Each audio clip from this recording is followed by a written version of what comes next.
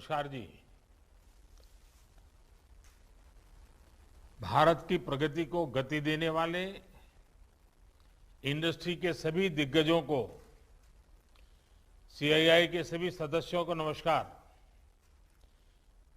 केंद्रीय मंत्रिमंडल के मेरे वरिष्ठ सहयोगीगण, सीआईआई के प्रेसिडेंट श्री टीवी नरेंद्रन जी, इंडस्ट्री के सभी लीडर्स, इस कार्यक्रम में उपस्थित अनेक देशों के राजनयिक गण, विभिन्न देशों में नियुक्त भारत के राजदूतगण, देवियों और सज्जनों, ग्लोबल पैंडेमिक के इस दौर में आज की ये बैठक बहुत अहम है।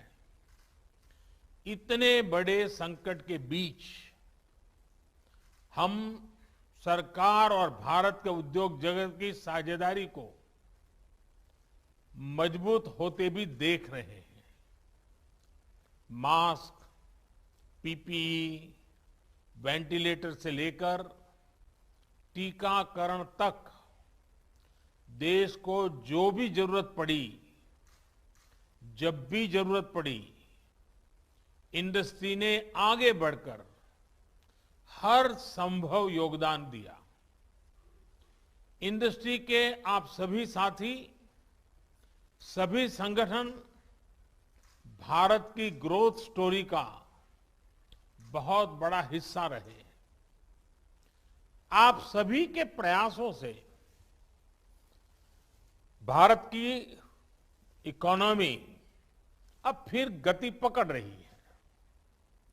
आज शायद ही कोई दिन ऐसा हो जब न्यू अपॉर्चुनिटीज को लेकर किसी न किसी सीईओ का स्टेटमेंट ना आता हो या कोई रिपोर्ट ना आती हो। आईटी सेक्टर में रिकॉर्ड हायरिंग को लेकर भी हमने रिपोर्ट देखी है। ये देश में डिजिटाइजेशन और डिमांड की ग्रोथ का ही परिणाम है। ऐसे में अब हमारा प्रयास होना चाहिए कि हम इन नए अवसरों का उपयोग करते हुए अपने लक्ष्यों की तरफ 2 गुनी गति से बढ़े। साथियों, सीआईआई की ये बैठक इस बार 75वें स्वतंत्रता दिवस के माहौल में आजादी के अमृत महोत्सव के बीच हो रही है। ये बहुत बड़ा अवसर है भारतीय उद्योग जगत के नए संकल्पों के लिए, नए लक्ष्यों के लिए। आत्मनिर्भर भारत अभियान की सफलता का बहुत बड़ा दायित्व भारतीय उद्योगों पर है। और मैं आप लोगों से कहना चाहता हूं कि सरकार आपके साथ है, आपके हर प्रयास के साथ है। आज देश में विकास के प्रति जो वातावरण बना है, अपने सामर्थ्य के प्रति जो विश्वास बना है, भारतीय उद्योग जगत को उसका पूरा लाभ उठाना चाहिए। बीते वर्षों में भारत में जो बदलाव आए हैं, चाहे सरकार की सोच और अप्रोच में हो, सरकारी व्यवस्थाओं के काम करने के तरीके में हो, वो आप सब स्वयं अनुभव कर रहे हैं, देख रहे हैं, महसूस कर रहे हैं। आज का नया भारत नई दुनिया के साथ चलने के लिए तैयार है, तत्पर है।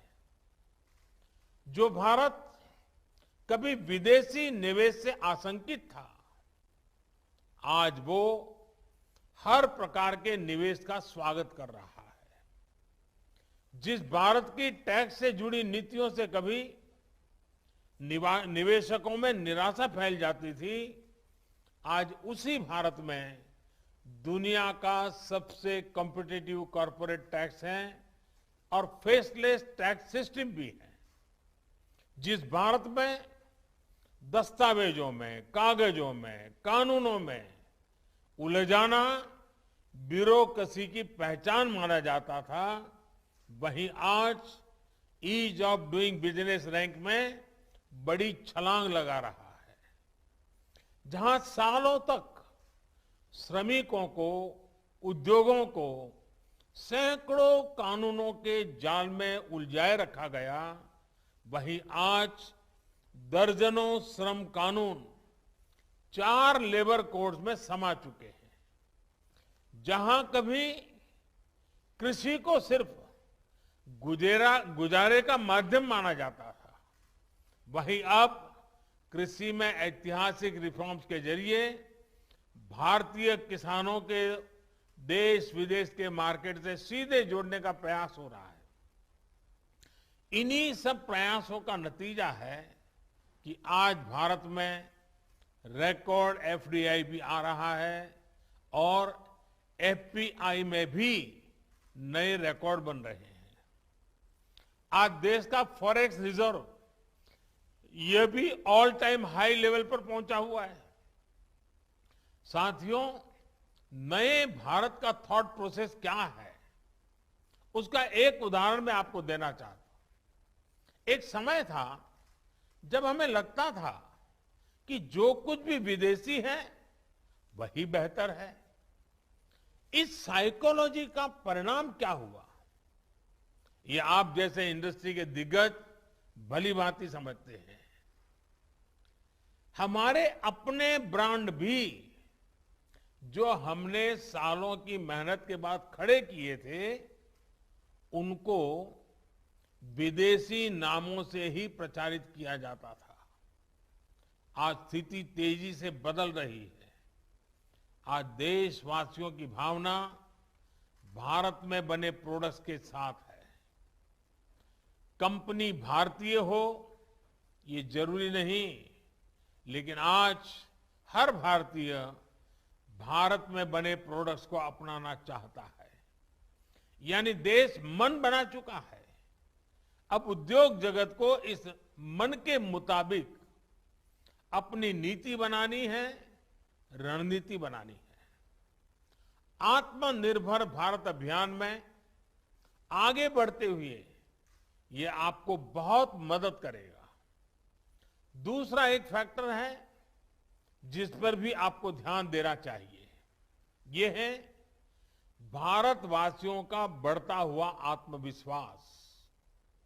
इस आत्मविश्वास को हम हर सेक्टर में देख रहे हैं। अभी हाल ही आपने ओलंपिक्स के मैदान में इसे अनुभव किया है। आज भारत के युवा जब मैदान में उतरते हैं तो उनमें मन में वो हिचक नहीं होती। वो मेहनत करना चाहते हैं, वो रिस्क लेना चाहते हैं, वे नतीजे लाना चाहते हैं। Yes, we belong to this place, ये भाव आज हम अपने युवाओं में देख रहे हैं। इसी प्रकार का आत्मविश्वास आज भारत के स्टार्टअप्स में है। आज यूनिकॉर्न्स नए भारत की पहचान भी बन रहे हैं।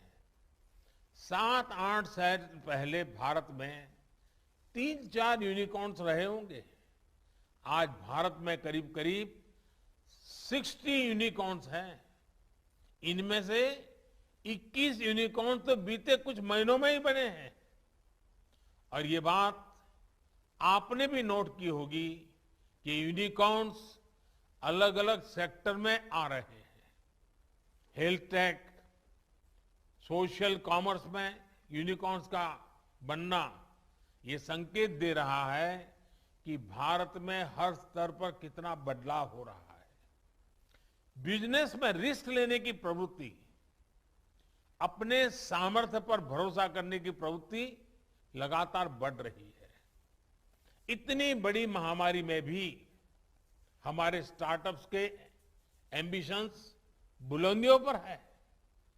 इन्वेस्टर की ओर से भी इंडियन स्टार्टअप्स के लिए रिकॉर्ड रिस्पांस देखने को मिला है। स्टार्टअप्स की रिकॉर्ड लिस्टिंग भारतीय कंपनियां और भारतीय मार्केट के लिए एक नए युग की शुरुआत है। ये इस बात का भी एक और सबूत है कि भारत के पास ग्रोथ के असाधारण अवसर उपलब्ध है, ट्रिमेंडस स्कोप उपलब्ध है। साथियों, टेक्नोलॉजी को लेकर आज देश में जो उत्साह है वो सरकार को तेजी से रिफॉर्म्स के लिए प्रेरित करता रहा है। जो रिफॉर्म्स हमने किए हैं वो कोई आसान फैसले नहीं थे, कोई साधारण बदलाव नहीं थे। इन सारे रिफॉर्म्स की मांग दशकों से की जा रही थी। इनकी जरूरत हर कोई बता रहा था। इस बारे में बातें तो खूब होती थी, लेकिन फैसले नहीं लिए जाते थे क्योंकि ये मान लिया गया था कि ये बदलाव करना बहुत मुश्किल काम है। लेकिन आपने भी देखा है कि हमने वही फैसले कैसे पूरी दृढ़ता के साथ लिए हैं, यहां तक कि पैंडेमिक के दौरान भी रिफॉर्म की प्रक्रिया जारी रखी। और आप ये भी देख रहे हैं कि देश कैसे इन फैसलों के साथ खड़ा हुआ है। जैसे कॉमर्शियल कोल माइनिंग की शुरुआत की गई है, प्राइवेट सेक्टर पार्टिसिपेशन को खुलकर बढ़ावा दिया जा रहा है, डिफेंस सेक्टर में बड़े बड़े रिफॉर्म्स की शुरुआत की गई है, स्पेस और एटॉमिक सेक्टर जैसे एरियाज को प्राइवेट सेक्टर के लिए खोला गया है। आज नॉन स्ट्रेटेजिक के साथ साथ स्ट्रेटेजिक सेक्टर में भी प्राइवेट प्लेयर्स को अवसर दिया जा रहा है। सरकार के नियंत्रण को कम किया जा रहा है। ये सब मुश्किल फैसले आज मुमकिन हो रहे हैं क्योंकि देश अपने प्राइवेट सेक्टर पर, आप सभी पर भरोसा करता है। जैसे जैसे इन एरियाज में हमारी कंपनियां सक्रिय होगी, इनमें संभावनाओं का विस्तार होगा। हमारे युवाओं को ज्यादा से ज्यादा अवसर मिलेंगे, इनोवेशंस का एक नया दौर शुरू होगा। साथियों, हमारी इंडस्ट्री पर देश के विश्वास का ही नतीजा है कि आज ईज ऑफ डूइंग बिजनेस बढ़ रहा है और ईज ऑफ लिविंग में इजाफा हो रहा है। कंपनीज एक्ट में किए गए बदलाव इसका बहुत बड़ा उदाहरण है। आज ऐसे कितने ही प्रावधानों को डीक्रिमिनलाइज किया जा रहा है जो कभी हमारे उद्यमियों के लिए सरदर्द से कम नहीं थे। इसी तरह एमएसएमई सेक्टर को भी प्रोत्साहित करने के लिए कई कदम उठाए गए हैं जो उन्हें सीमित करने वाली मजबूरियों से मुक्त करेंगे। स्टेट लेवल रिफॉर्म्स पर भी आज विशेष ध्यान दिया जा रहा है।